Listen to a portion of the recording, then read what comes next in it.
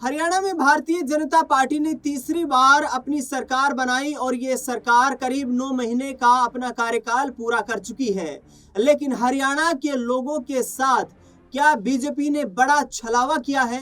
क्या मुख्यमंत्री नायब सिंह सैनी और भारतीय जनता पार्टी हाईकमान ने हरियाणा के लोगों को यहाँ पर उनकी आंखों में धूल झोंकने का काम किया है? क्या वाकई में भारतीय जनता पार्टी ने हरियाणा के लोगों के साथ ऐसा व्यवहार करके और जो सत्ता हासिल की है जिसमें उनको तमाम प्रलोभन दिए गए और अब हरियाणा के लोगों की जेब काटी जा रही है?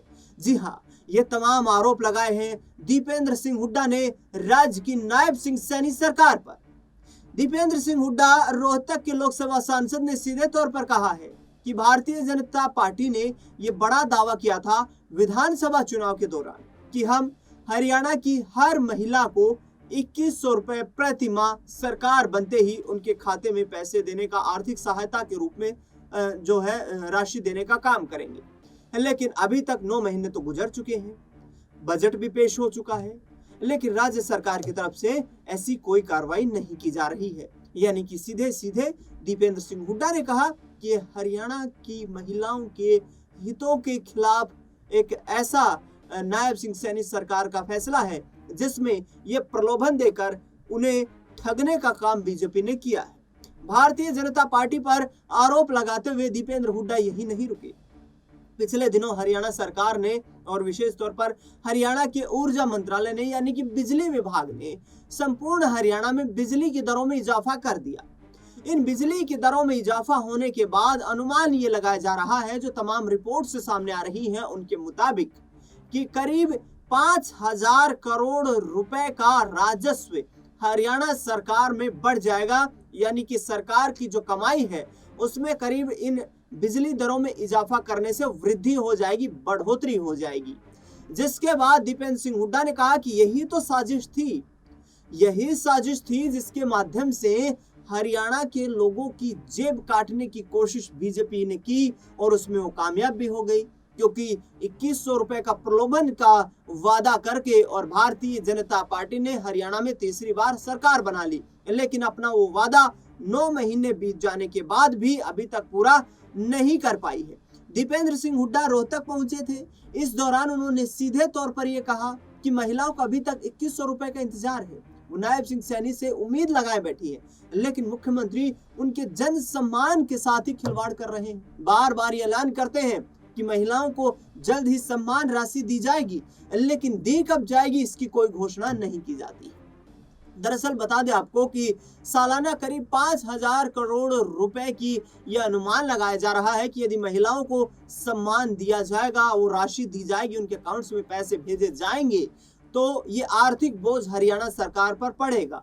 लेकिन उसकी काट भी हरियाणा सरकार के द्वारा निकाल ली गई है। बिजली दरों में वृद्धि होने से आम लोगों के जो दिनचर्या है, जो दैनिक जीवन है, उस पर प्रभाव पड़ेगा। यानी कि सीधे तौर पर देखा जाए तो आम लोगों की जेब पर इसका सीधा प्रभाव देखने को मिलेगा। दीपेंद्र सिंह हुड्डा ने कहा कि कांग्रेस पार्टी ने चुनाव के वक्त पर यह वादा किया था कि हम हर परिवार को 200 यूनिट फ्री बिजली देंगे, लेकिन दूसरी ओर ये भारतीय जनता पार्टी की जो सरकार है, इसके मंत्री ये कह रहे हैं कि हमने फ्री बिजली का कोई वादा किया ही नहीं, तो हम फिर फ्री बिजली क्यों दें? तो आखिरकार क्या बिजली की दरों में बढ़ोतरी करने का वादा किया था?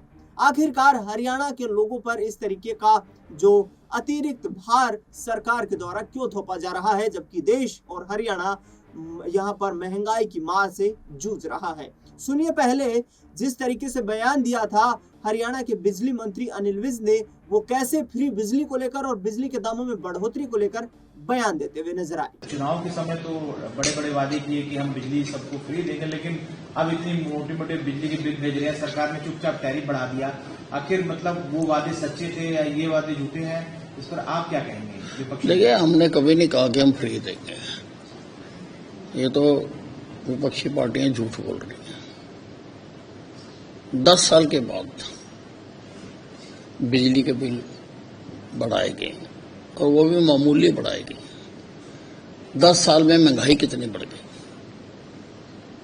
हर चीज बिजली बनाने के लिए जो हम लेते हैं उनकी कीमतें भी बढ़ गई। फिर हमने जो 2 किलोवाट तक के उपभोक्ता हैं उनका कुछ नहीं बढ़ाया।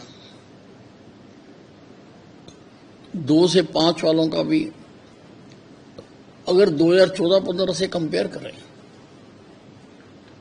तो 25-30% कम हुआ है। जो ये सरकार छोड़ के गए थे, जो आज बोल रहे हैं, जो 5 से ऊपर हैं उनका जरूर थोड़ा बड़ा है। और हमने और भी किया। पहले मिनिमम चार्जेस लगते थे, बिजली फूको या ना फूको लगते थे। अब हमने फिक्स चार्जेस लगाए हैं और सभी आसपास के प्रांतों ने लगा रखे हैं और सब जगह पर 110 रुपए पर किलोवाट है। हमने 75 रुपए पर किलोवाट लगाया। तो विपक्षी पार्टियों का काम है बोलना। बोलो, किसानों का हमने 1 पैसा नहीं बढ़ाया। उनको पहले भी जिस रेट में मिलती थी उसी रेट में उनको आज मिल रही है। तो ये तो अब विपक्षी पार्टियां बोले, उनका स्वागत है। प्रदर्शन कर रही है सर, इनेलो प्रदर्शन कर रही है शक्ति भवन तक कल। इनेलो तो करो ना, ये विपक्ष का काम है। ये तो मरे हुए हैं, करो। क्या करेंगे ये? 4 आदमी इकट्ठे होकर तो बैठ नहीं सकते,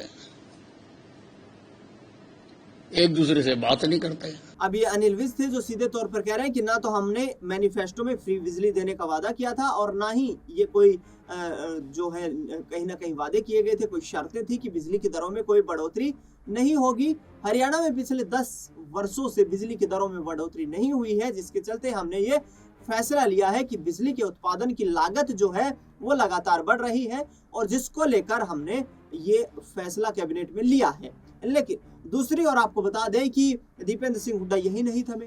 उन्होंने कहा कि आप देख सकते हैं कि बीजेपी में हर तरफ आज गुटबाजी चल रही है, विशेष तौर पर अहिरवाल क्षेत्र में।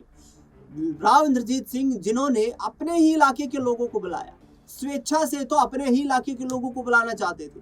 दीपेंद्र हुड्डा ने यहाँ पर सीधे तौर पर कहा कि जब कोई व्यक्ति अपने इलाके के लोगों को बुलाकर कोई पार्टी रखता है, मीटिंग करता है, तो इसके साफ सीधे मायने ये है कि वो अपनी ताकत दिखा रहा है। और ताकत दिखाने का मतलब ये है कि हरियाणा की सरकार से और केंद्र की सरकार से कहीं ना कहीं सरकार राव इंद्रजीत सिंह खुश नहीं है और जिसको लेकर उन्होंने ये सरकार को सीधे तौर पर चेतावनी दी है। बिना नाम लिए उन्होंने निशाना साधा है। लेकिन राव इंद्रजीत सिंह को पिछले 11 साल में भारतीय जनता पार्टी ने ठगने का काम किया है। दीपेंद्र हुड्डा ने कहा कि राव इंद्रजीत सिंह को यदि वापसी करते हैं वो कांग्रेस पार्टी में तो वो उनका निजी जो है फैसला होगा। लेकिन अहिरवाल के बड़े राजनेता हैं और बड़े राजनेता होने के साथ साथ उन्हें मजबूत राजनेता बनने की जरूरत है और बड़े फैसले लेने की आवश्यकता है। दीपेंद्र हुड्डा इशारों में ये कह गए हैं कि आने वाले वक्त में हरियाणा की राजनीति में बड़ा सियासी तख्तापलट देखने को मिल सकता है। फिलहाल इस खास रिपोर्ट में इतना ही। देश दुनिया से जुड़ी तमाम बड़ी खबरों के लिए देखते रहिए नेक्स्ट 9 आवाज।